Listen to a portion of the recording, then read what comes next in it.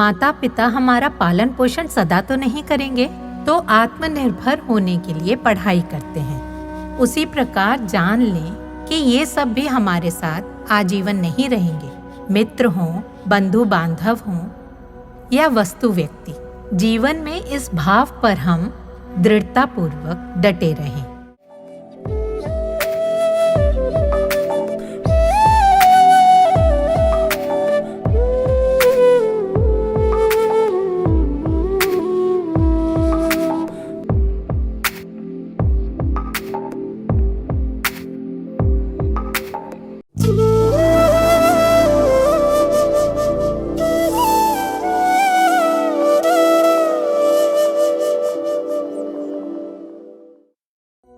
प्रेम स्वरूपी आत्म स्वरूपी सभी को नमस्कार।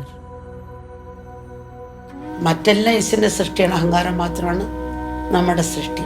അപ്പം അഹങ്കാരത്തെയാണ് കൊല്ലേണ്ടത്.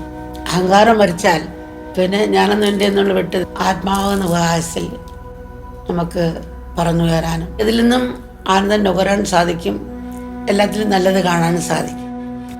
परिवर्तन जगत का स्वभाव है। जो इस परिवर्तन के नियम को न समझा वो अधिकाधिक विषय सुख भोगना चाहेगा। संतुलित भोग ठीक है, चॉकलेट पसंद है तो खाओ, लेकिन ज्यादा खाएंगे तो हमारा पेट गड़बड़ा जाएगा, बुखार भी हो सकता है, इन्फेक्शन भी हो सकता है, कष्ट झेलना पड़ेगा। यही होगा जब जगत की वस्तुओं का भोग बिना अनुशासन किया जाए। संतुलित उपभोग में बुराई नहीं, वस्तुओं का स्वभाव समझें। माता पिता हमारा पालन पोषण सदा तो नहीं करेंगे, तो आत्मनिर्भर होने के लिए पढ़ाई करते हैं। उसी प्रकार जान लें कि ये सब भी हमारे साथ आजीवन नहीं रहेंगे। मित्र हों, बंधु बांधव हों या वस्तु व्यक्ति, जीवन में इस भाव पर हम दृढ़तापूर्वक डटे रहें। आध्यात्मिक ज्ञान होगा तो हम अंतर्निहित तत्व को जीवन में उतार पाएंगे। एक बार एक बिजनेसमैन जो शहर में रहता था, उसको गांव में जाकर वहां का जनजीवन देखने की इच्छा हुई। वो अपने परिवार के साथ एक गांव में गया। उस गांव में उसने बहुरंगी तोते देखे जो परस्पर मनुष्यों की तरह बातें करते थे। बिजनेसमैन बड़ा खुश हुआ। वो सोचने लगा, काश मेरे पास भी ऐसा तोता हो। तो उस गांव के एक बच्चे को थोड़े पैसे देकर एक तोता पकड़वाया। तोते को पिंजरे में कैद करके वो उसको घर ले आया। तोते से बातें करता रहता। यूं ही कुछ दिन बीत गए। फिर एक बार उस गांव में जाना चाहिए, ऐसी इच्छा उस बिजनेसमैन के मन में जगी। तो उसने तोते से कहा, मैं तुम्हारे गांव जा रहा हूँ। तोता खुश हुआ और बोला, आप मेरे सब मित्रों को मेरी ओर से प्यार देना। ये व्यापारी सपरिवार गांव गया। उसने सब तोतों को खुशी खुशी उड़ते देखा। फूलों से लदे अनेकों वृक्षों पर वो फलों का मजा ले रहे थे। यहाँ पर आया देख तोते आकर उससे बातें करने लगे। तुम्हारे मित्र ने, जिसे मैं अपने साथ शहर ले गया था, तुम्हें प्यार भेजा है। और बिजनेसमैन ने अपने तोते का संदेश कह सुनाया। ये सुनकर एक तोते की आंखों से आंसू बह निकले और वो रोते रोते मूर्छित हो गया। बिजनेसमैन ने सोचा, बेचारे का शायद दिल टूट गया और ये दुख से मर गया। वो लौटकर घर आया तो तोते ने उसकी यात्रा के बारे में पूछा। उसने कहा, मैंने संदेश दिया था। तोते ने कहा, फिर? व्यापारी बोला, एक तोते को रोते देखा, वो मूर्छित हुआ और मर गया। ये सुनकर बिजनेसमैन का तोता भी पिंजरे में मूर्छित हो गया। बिजनेसमैन ने सोचा, शायद गांव में मरने वाला तोता इसका निकट संबंधी था। उसकी मृत्यु की बात सुनकर ये भी मर गया। उसने मरे हुए तोते की लाश पिंजरे से निकाल दी। निकाल कर उसने नीचे रखा। नीचे रखते ही तोता उठकर उड़ा और वृक्ष की शाखा पर जा बैठा। बिजनेसमैन ने पूछा, ओह, तुमने मरने का नाटक करके छला मुझे? तोते ने कहा, तुमने मेरा संदेश दिया तो एक तोता आंसू बहाकर मूर्छित हो गया था ना, तुमने बताया। असल में ये मेरे लिए संदेश था कि तुम्हें बच निकलना हो तो पहले मरना होगा। यही संदेश उसने तुम्हारे द्वारा मुझे भेजा। इसीलिए मुझे मरने का नाटक करना पड़ा।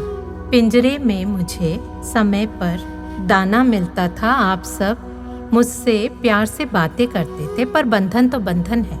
बंधी हुई नाव कहीं नहीं पहुंचती। पिंजरे में मुझे दाना और प्यार मिलता है, फिर भी हूं तो मैं कैदी ही।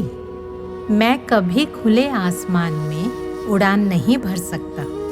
बचने के लिए मरना पड़ा। ये शारीरिक नहीं, वास्तव में अहंकार की मृत्यु है। मैं और मेरा भाव की मृत्यु। शेष सब ईश्वर सृष्टि है, अहंकार हमारी सृष्टि है। अहंकार को मारना होगा। अहंकार की मृत्यु होगी, तभी हम भेदातीत आत्मा के आकाश में उड़ सकेंगे और नित्य आनंद में रहते हुए सब प्राणियों में अच्छाई का दर्शन भी करेंगे। तुम अभी पिंजरे में कैद हो, बंधन में हो। इस तोते ने दूसरे तोते के संदेश को समझा, समीक्षा करके गुरु वाक्य रूप में स्वीकारा और इस प्रकार वो इस बंधन से ऊपर उठ गया। इस प्रकार हर वस्तु व्यक्ति हमारा गुरु हो सकता है।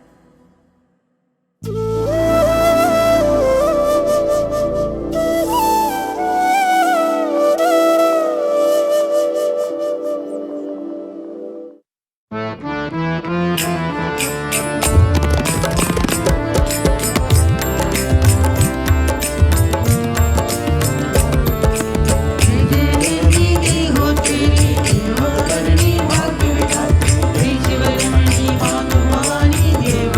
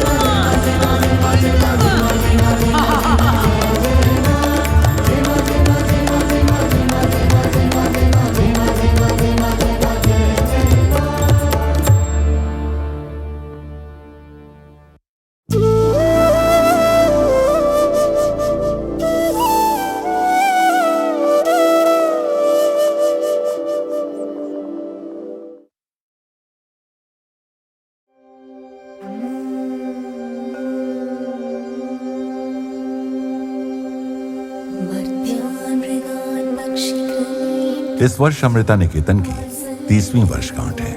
भूतपूर्व छात्रों ने अम्मा को आमंत्रित किया और अम्मा इन छात्रों, जिन्हें उन्होंने स्नेह, वात्सल्य और मार्गदर्शन देकर पाला पोसा था, के साथ इस रंगारंग उत्सव को मनाने के लिए आने वाली थीं।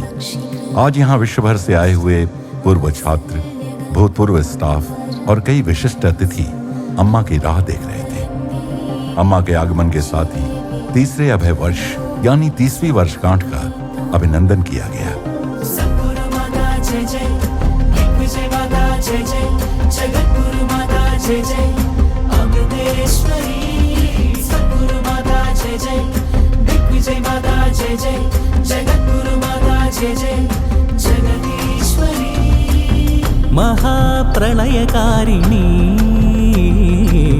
महादुरितहारिणी, महाप्रलयकारिणी, महादुरितहारिणी। ദുരിതക്കയത്തിൽ മുങ്ങുമി മക്കളെ തൃക്കൈകൾ നീട്ടി കരകയറ്റൂ. ദുരിതക്കയത്തിൽ മുങ്ങുമി മക്കളെ തൃക്കൈകൾ നീട്ടി കരകയറ്റൂ. കരം നീട്ടി കരകയറ്റൂ മക്കളെ അമ്മേ, ഞങ്ങളുണ്ടാകാം നന്മകമമ്മേ, മാറ്റമില്ലമ്മേ. കരം നീട്ടി ओम अमृतेश्वरी नमः। आज का दिन हम सबके लिए बहुत विशेष है। आज हमारी अम्मा अमृता निकेतन में पधारी हैं। हम फिर एक बार अपनी अम्मा के संग उन बीते दिनों को याद करेंगे और जिएंगे। अम्मा, आपके बच्चों की ओर से मैं आपका हार्दिक अभिनंदन करता हूँ। यहाँ एकत्रित सभी भूतपूर्व छात्र आज अनुभवी व्यवसायी हैं, पर यहाँ अम्मा के बच्चे बनकर आए हैं। यद्यपि वे आज डॉक्टर, इंजीनियर, वकील आदि पदों पर प्रतिष्ठित हैं, पर सब अपने मन में एक कहानी संजोए बैठे हैं। आंसुओं से विजयश्री तक की कहानी, दयनीय अनाथ जीवन से लेकर अनंत प्रेम के अंक में सिमटने की कहानी। अमृता निकेतन हमारे लिए एक स्कूल से बढ़कर था, हमारा घर था ये। यहाँ हमें सुरक्षा के, अपनेपन की भावना का अनुभव होता था। आज भी जब हम अपना परिचय अमृता निकेतन के भूतपूर्व छात्र के रूप में देते हैं, तो हम अम्मा द्वारा प्रदान किए गए एक अनूठे परिचय को साथ लिए चलते हैं। मैं अपने परिवार में इकलौती बच्ची थी। चूंकि मेरी पढ़ाई लिखाई अमृता निकेतन में हुई, मैं जानती हूँ एक भाई या एक बहन का होना कैसा होता है। यहीं से मैंने सीखा कि प्रेम क्या होता है। मेरी स्कूली शिक्षा यहाँ हुई। फिर अम्मा ने मुझे अम्मा के ही कॉलेज में इंजीनियरिंग करने को कहा। अम्मा ने ही सारा खर्च भी उठाया। हालांकि मैं पढ़ाई में बहुत अच्छा नहीं था, पर अम्मा के कहने पर मैं मान गया। आज मैं केरल राज्य बिजली विभाग में असिस्टेंट इंजीनियर हूँ। अम्मा मेरे लिए माँ और पिता से भी बढ़कर है, क्योंकि उन्होंने उससे भी बढ़कर किया है जो सामान्य माता पिता अपने बच्चों के लिए करते हैं। और फिर मैं ये जानकर तो बहुत ज़्यादा खुश हूँ कि अम्मा ने कई अवसरों पर मेरा उल्लेख किया है। अम्मा ने कहा, इसे इंजीनियर होकर देखने का सपना था मेरा। इसने इसे पूरा करने में 9 साल लगा दिए।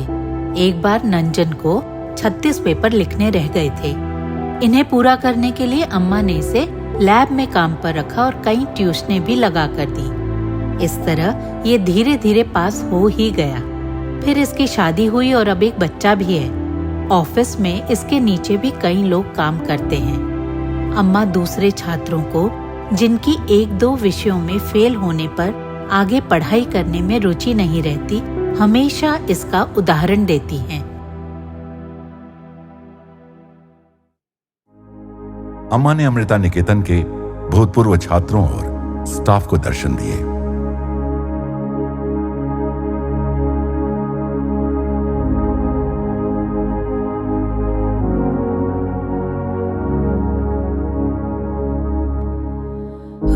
अमृतेश्वरी जगदीश्वरी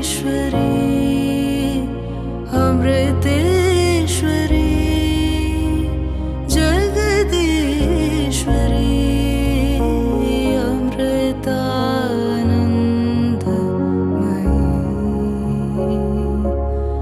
अम्बा अमृतानंदमयी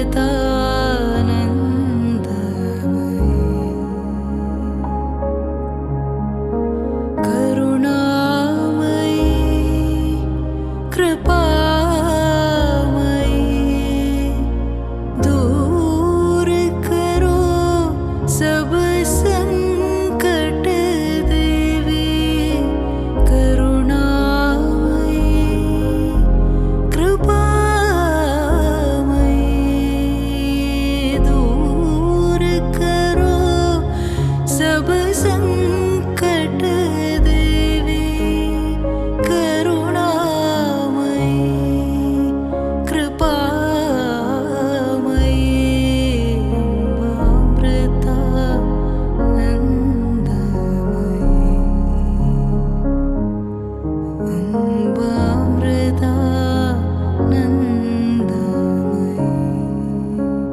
स्नातकों से परस्पर संस्था में प्रेम और स्नेह युक्त देखभाल के निजी अनुभव साझा किए। मेरे पिता ओसीडी के शिकार थे और हमेशा माँ पर शक करते थे। उनकी यह समस्या इतनी बढ़ गई थी कि एक दिन उन्होंने माँ को मार डाला। तत्पश्चात हमारा कोई रिश्तेदार हमारी देखभाल को तैयार न हुआ। एक समाज सेवी संस्था हमें अम्मा के पास ले आई। आप सब लोग समझ ही सकते हैं कि बचपन में ही माँ खो देने वाली लड़कियों का जीवन कितना कठिन हो जाता है। अम्मा ने हमें देखा तो सस्नेह गले लगाते हुए कहा, प्यारी बच्चियों, अम्मा हमेशा तुम्हारा ध्यान रखेगी। तुम्हारे साथ तुम्हारी अम्मा है। हम कितनी खुश थे और वो खुशी आज तक हमारे साथ है। तब हमारे पास अम्मा कहकर पुकारने को कोई था, आज भी है। एक बार मेरे पड़ोसन का बच्चा बीमार पड़ा। उसमें WBC की कमी थी। मैंने तुरंत अमृता निकेतन के भूतपूर्व छात्रों के नेटवर्क से संपर्क किया। इनमें से कई लोगों ने उसकी चिकित्सा के लिए पैसे भेजे। आज मेरे पड़ोसी अम्मा की भूरी भूरी प्रशंसा करते हैं।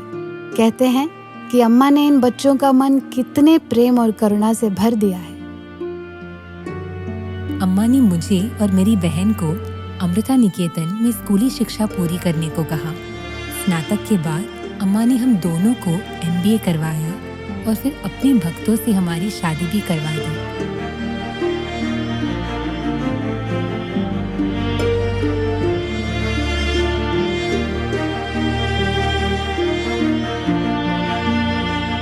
कल्पना तक नहीं कर सकते कि अम्मा हमारी जीवन में न होती तो हम कहाँ होते आज। अम्मा ने हमारे लिए जो कुछ किया उससे हम कभी ऋणी नहीं हो सकते। हम जब भी इस बारे में सोचते हैं तो अम्मा ही अम्मा मन में रह जाती है। अम्मा, हमारे पास शब्द नहीं है। हम हार्दिक आभार सहित आपके चरणों में प्रणाम करते हैं। National film award for best female playback singer पाने वाली नंजी अम्मा भी इस कार्यक्रम में भाग लेने आई थी। वो केरल की आदिवासी जनजाति से उसी गांव से आती हैं जहां से अमृता निकेतन के कई आदिवासी बच्चे आते हैं। इस अवसर पर नंजी अम्मा ने अपना गायन अम्मा को भेंट स्वरूप अर्पण किया।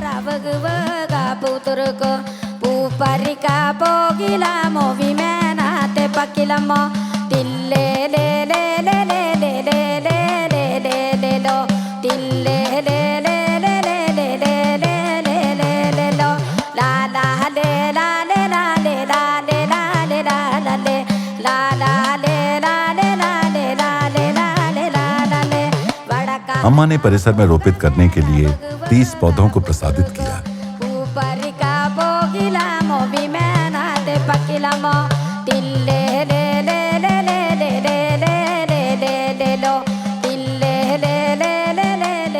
प्रतिभावान किंतु आर्थिक रूप से पिछड़े छात्रों को प्रोत्साहन देने के लिए आश्रम ने अमृता छात्रवृत्तियों की स्थापना की है। अम्मा ने 30 छात्रों को छात्रवृत्तियां प्रदान की।